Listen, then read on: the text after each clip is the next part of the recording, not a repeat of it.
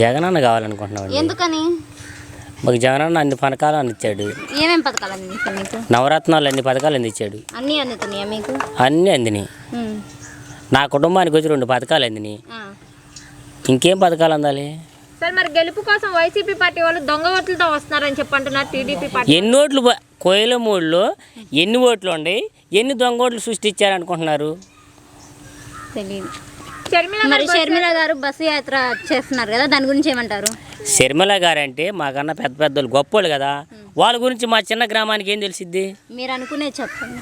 మేము అనుకోవడం ఏంటంటే జగన్ గారి కోసం అప్పుడు వచ్చి ప్రయత్నం చేశారు వాళ్ళు.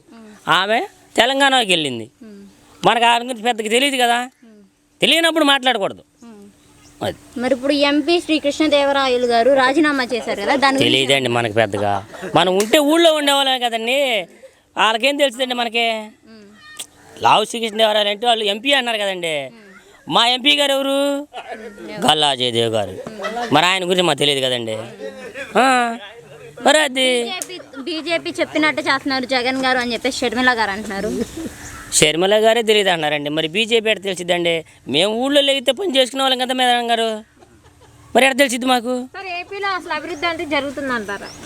మా ఊర్లోనే అభివృద్ధి జరుగుతుందండి, ఏపీ గురించి మనకు ఎక్కడ తెలిసిద్దండి?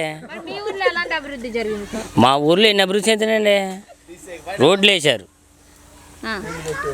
మరి ఇక్కడ మన అంగన్వాడీ కేంద్రాలు కానీ అమ్మఒడి పథకాలు కానీ అన్ని నిధులు అప్పు చెప్పారు.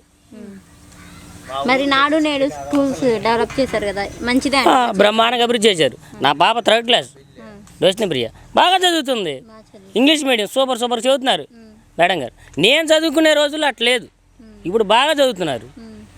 మరి నెక్స్ట్ సీఎం అయితే జగన్ గారు వస్తారు. జగన్ గారికి కలవాలి. ఎన్ని సీట్లు వస్తాయి అనుకుంటున్నారు? 175 to 175 గ్యారెంటీ.